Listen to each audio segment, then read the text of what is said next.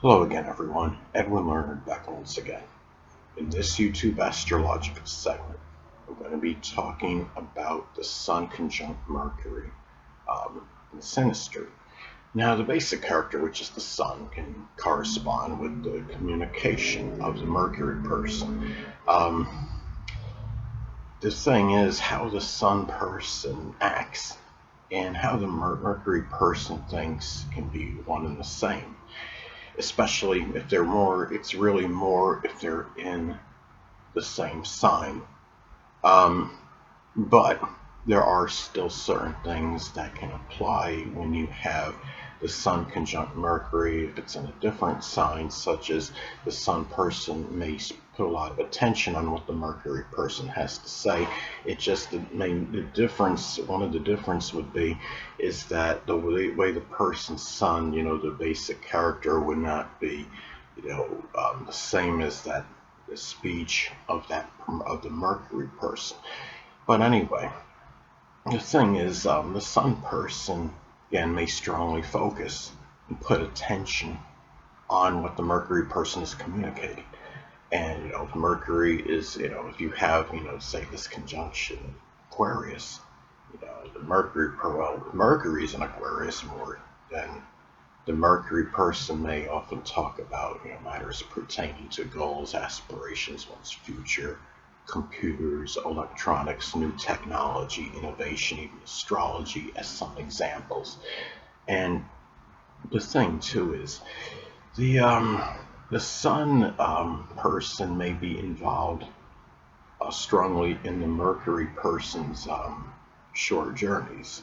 I have a friend of mine that has the Sun in Gemini at 29 degrees, and my Mercury is in Cancer at 2 degrees. Now, that's an out of sign conjunction, but he still figures very prominently in my short journeys. He gives me rides. He's given me rides often in the past, and interesting that Mercury being in Cancer, it's getting a lot of times it's getting groceries of food, which is associated with the zodiac sign Cancer. Now, the thing is, these two may often collaborate on communication / writing projects and endeavors. Um, let's say if the conjunction say is in Taurus, those writing projects endeavors, they may be connected, say with geology, architecture, could be things with banking, finance, agriculture, gardening, cultivation as some examples.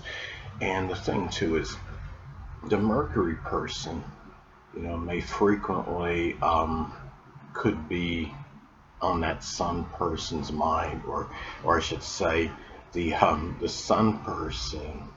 Well, really, what it comes down to is the Sun person may often be on the Mercury person's mind, because Mercury is connected with the mind.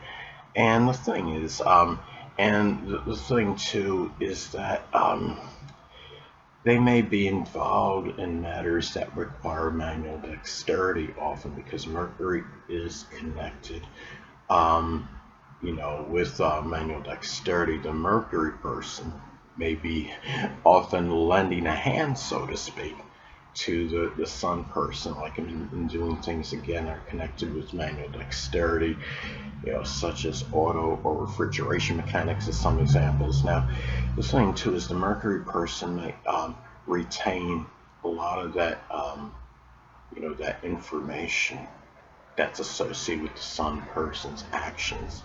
Um, the Sun person may be very cognizant because Sun is the conscious, and the Sun person can be very conscious and cognizant of what the Mercury person, can understand, and what their comprehension level could be, the things that they can assimilate, and mentally what are the subjects that they can be enamored with, that they like to enjoy learning and talking about.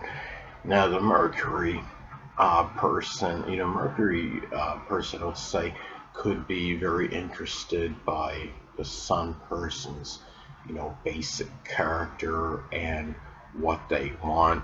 I mean, if the person has, say the Sun person has their Sun in Aries, the basic character, can be courageous, valiant, aggressive, abrupt, assertive, not readily discouraged, or very outspoken. And the things that Aries Sun may want, can be, connected with, leadership, being pioneering. It could be innovating, doing things, that inspire others.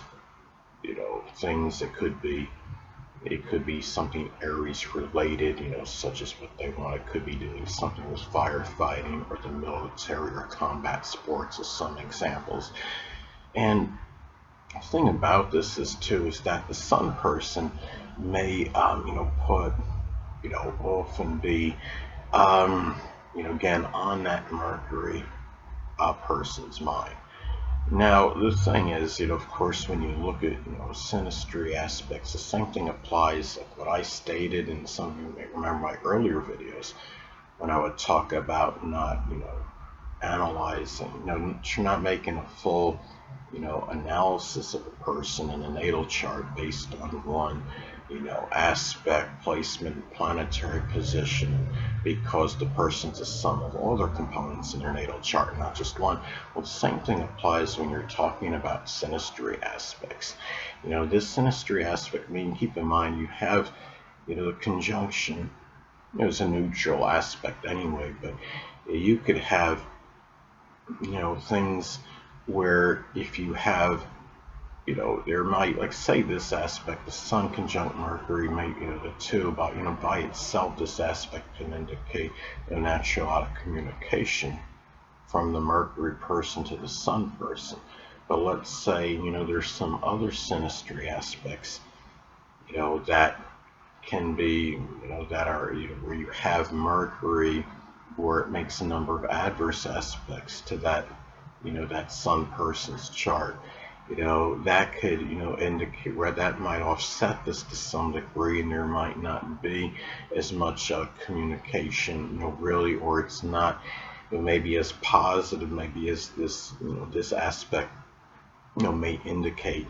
And, the thing about it is, you just have to look at, all the, the aspects in a, in a natal chart, because, in not just natal chart, but in the synastry chart as well, because there's so many, different things in there. And, the thing is, if you have,